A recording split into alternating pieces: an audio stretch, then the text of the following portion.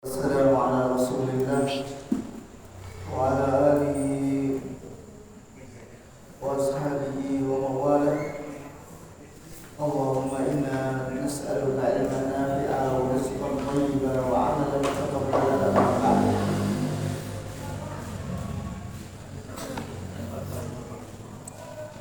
Pembahasan kita dalam pertemuan kali ini masih berbicara tentang adabul qari ma'allah. Jadi adab santri kepada Allah Subhanahu wa ta'ala. Kemarin kita telah sebutkan di antara adab-adab santri kepada Allah Subhanahu wa ta'ala. Yang pertama, senantiasa mengikhlaskan amal hanya untuk Allah Subhanahu wa ta'ala. Kemudian yang kedua, senantiasa mengikuti Rasulullah SAW dalam menggapai cintanya Allah Subhanahu wa ta'ala. Kemudian yang ketiga, yaitu senantiasa membangun rasa takut kepada Allah Subhanahu wa ta'ala. Kemudian yang keempat,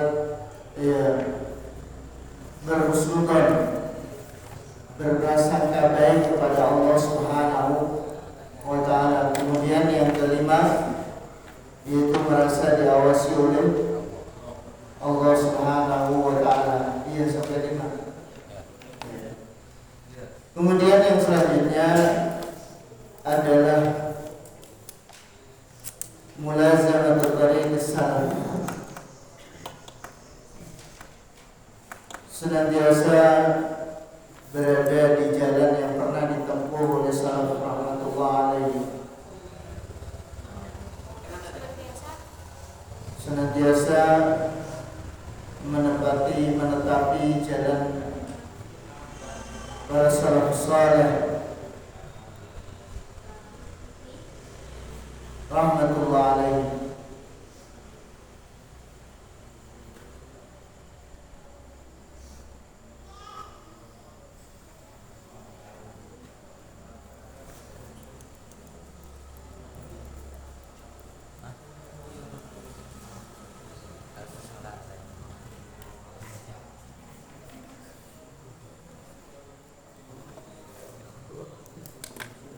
Siapa salafus saleh?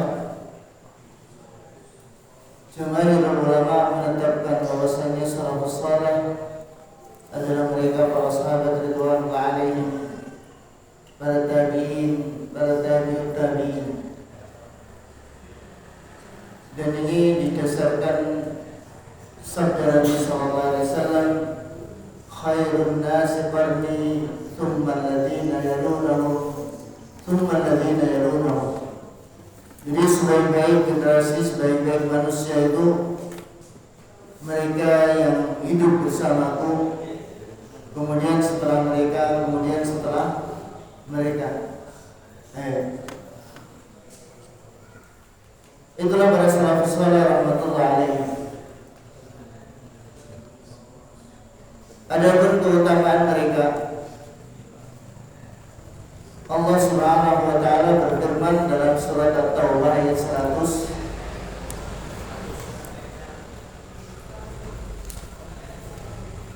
Surat At-Taubah ayat 100.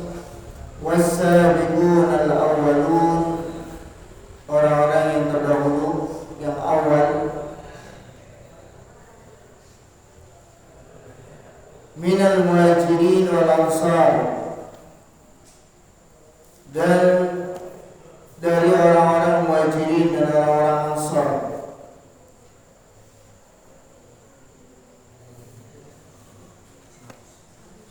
walladzina tabauhum bi ihsan, dan orang-orang yang mengikuti mereka dengan baik,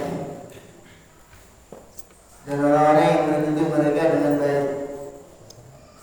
Jadi yang mengikuti mereka dengan baik artinya benar-benar mengikuti sebagaimana mereka.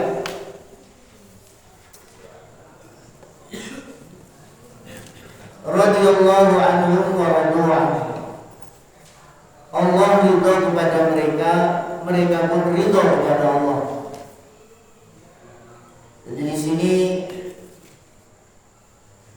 menunjukkan keutamaan mereka.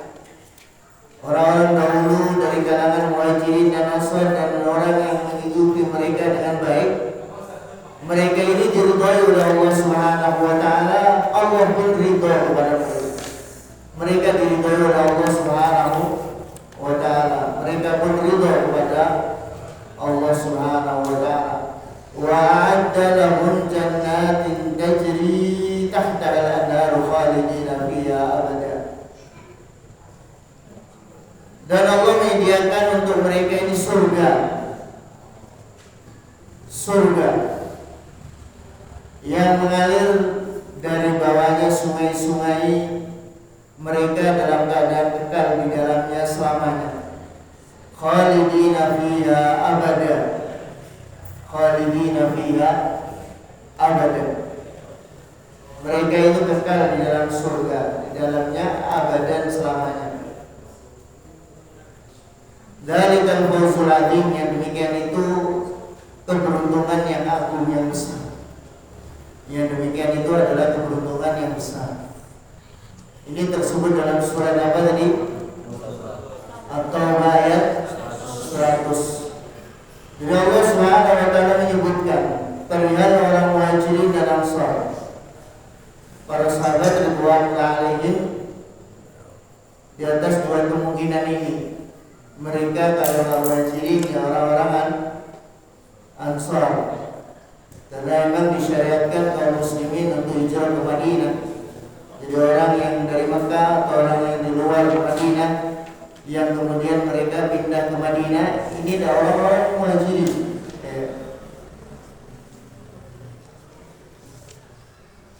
Kemudian orang-orang yang mengikuti mereka dengan baik, orang-orang yang mengikuti Muhajirin dan Ansar. Nah, mereka ini dapat jaminan dari Allah Subhanahu wa taala bahwa mereka akan diridhai oleh Allah. Kemudian disediakan untuk mereka surga.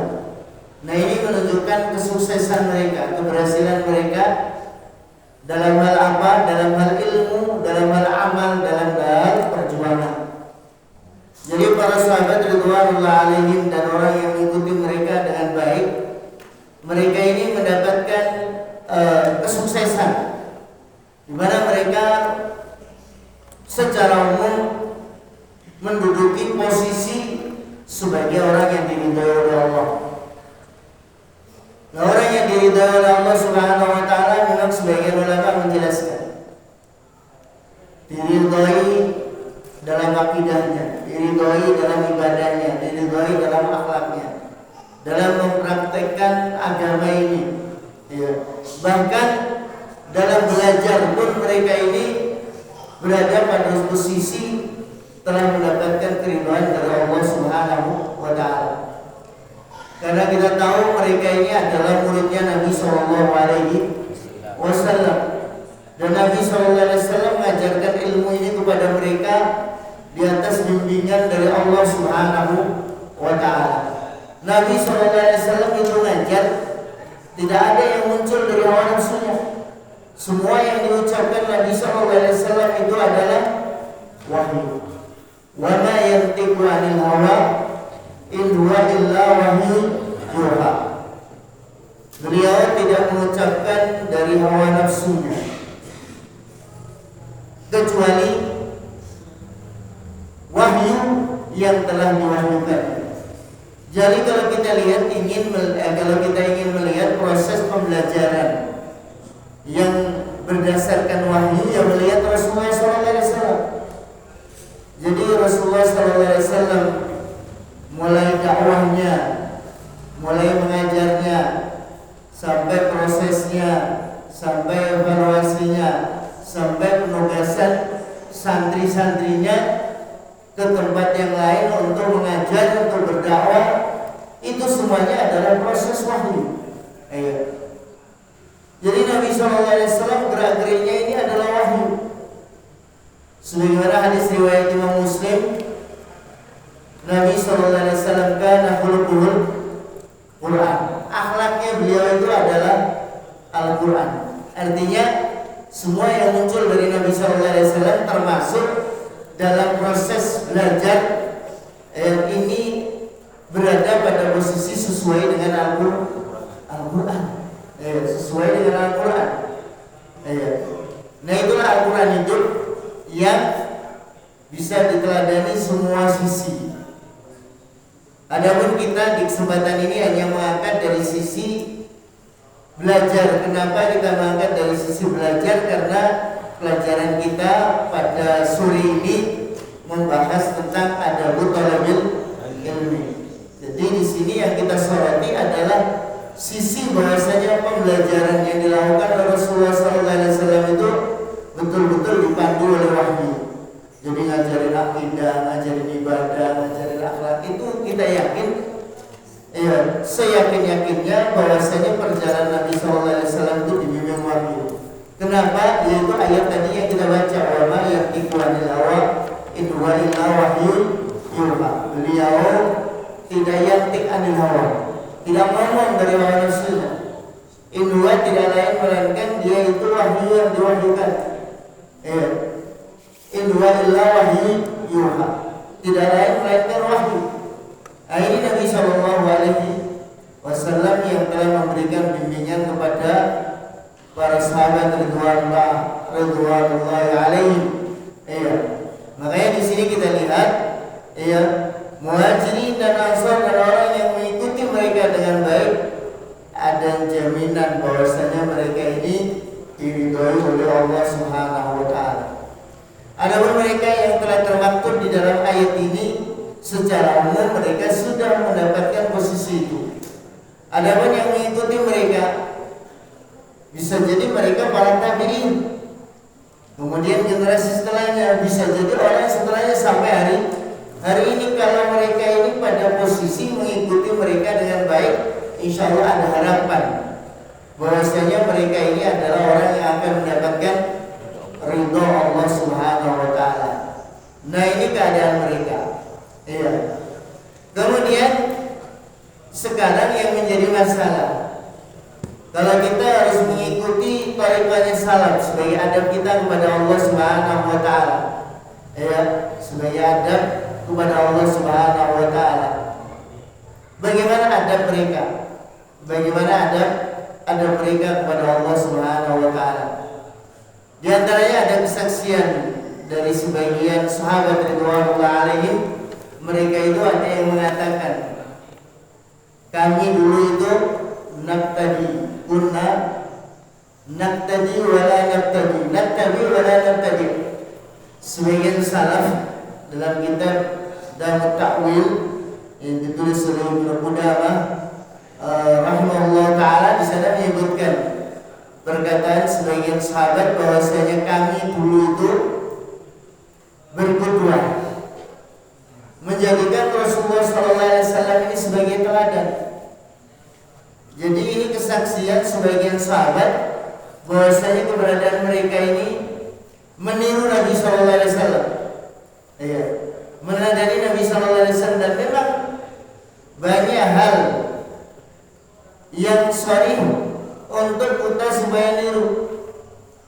Kayak Nabi SAW ngajari salat, diantaranya dalam hadis Malik bin Huwairits mengatakan, "Shallu kama ra'aitumuni usolli." Salatlah kalian semuanya sebagaimana kalian melihat aku salat. Khudu anni manasikakum, ambillah dariku tata cara ibadah haji kalian. Nah ini adalah perkataan Nabi SAW yang kita disuruh niru.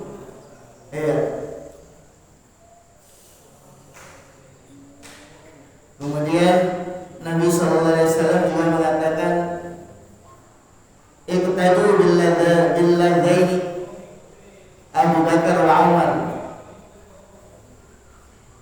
Berkudualah dengan dua orang ini, yaitu Abu Bakar dan Umar. Tidak.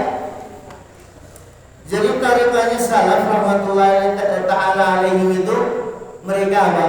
Tariqahnya meneladani, wala nabtadi, dan tidak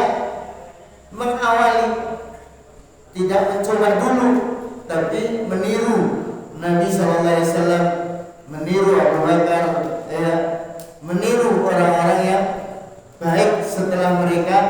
Nah, ini adalah cara yang dilakukan oleh para sahabat ridwanullah alaihim. Ayo. Kemudian natabi wala nabtadi. Natabi itu apa?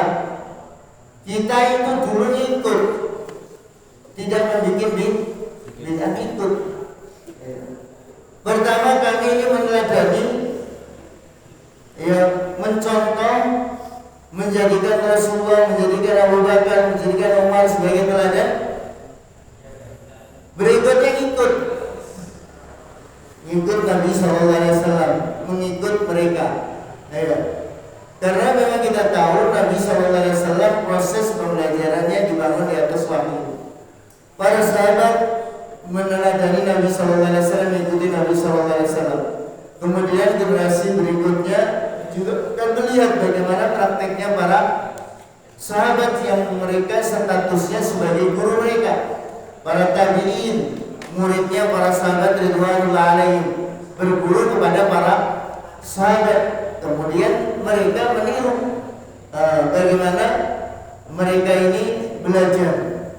Di antara kesaksian sebagian sahabat itu mengatakan, kami dulu itu belajar iman sebelum kami belajar Al-Quran.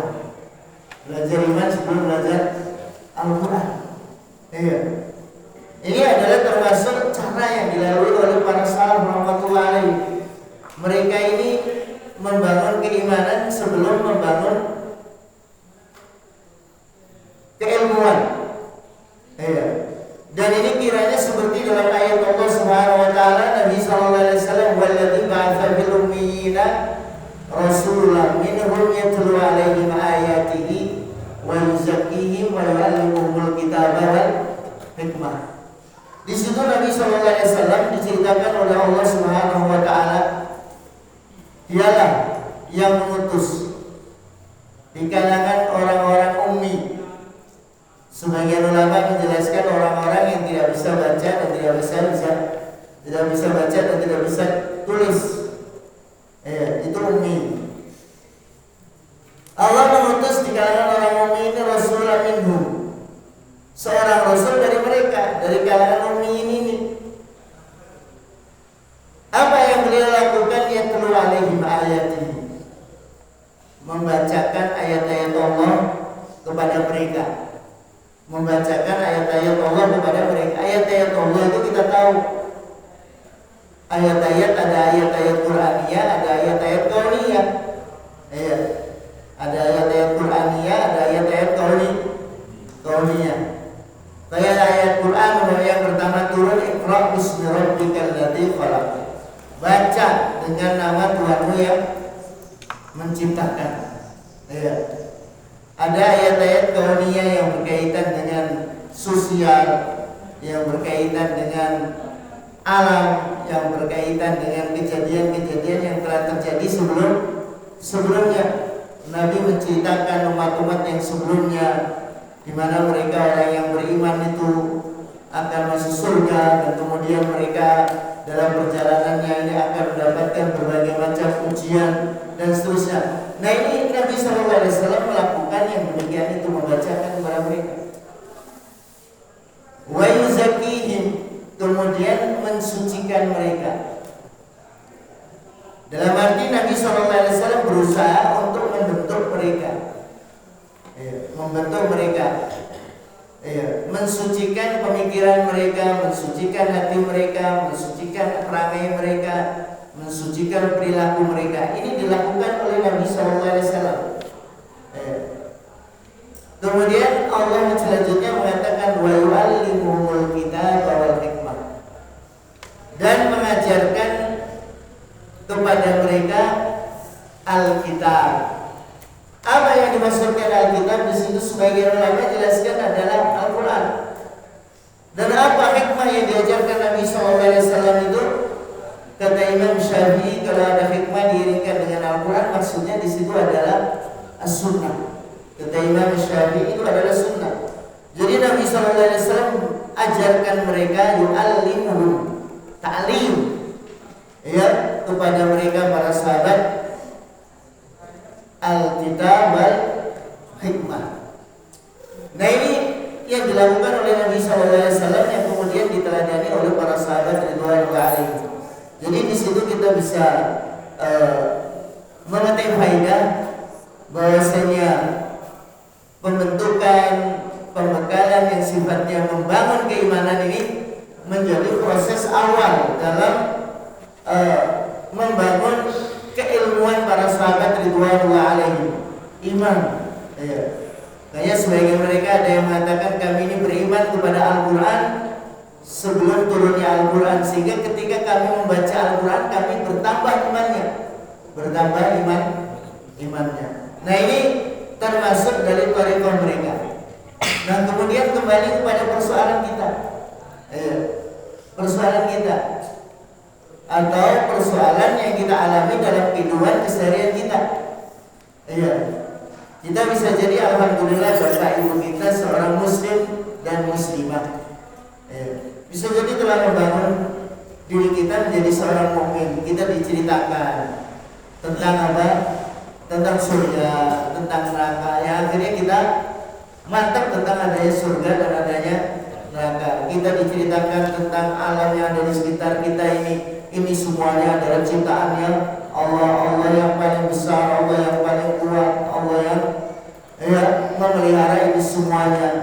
Bisa jadi kita diceritakan kalau ada musibah ini takdirnya Allah, nak kamu sabar nerima musibah yang telah menimpa kepada kita. Tidak usah kamu bersedih, karena Allah yang maha bijaksana itu mentakdirkan kita seperti ini.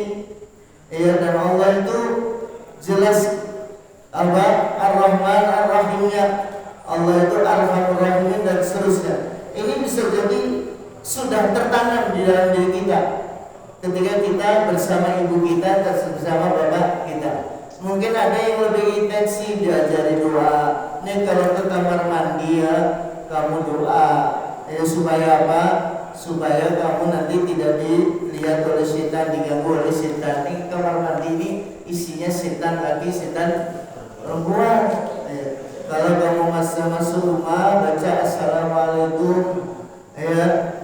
Nah ini apa keutamaannya dan setan tidak ikut masuk. Kalau kamu keluar rumah baca bismillahirrahmanirrahim, la haula wala quwwata illa billah. Baca doa ini biar nanti kamu ketika di luar ini enggak diganggu oleh setan. Ini yang dilakukan, yang diajarkan oleh orang tua kita. Bisa jadi seperti itu. Bisa jadi ada yang kebablas, tak pernah ngajari apa-apa. Tapi alhamdulillah kita bersyukur kepada Allah menjadi seorang muslim, syukur kepada Allah.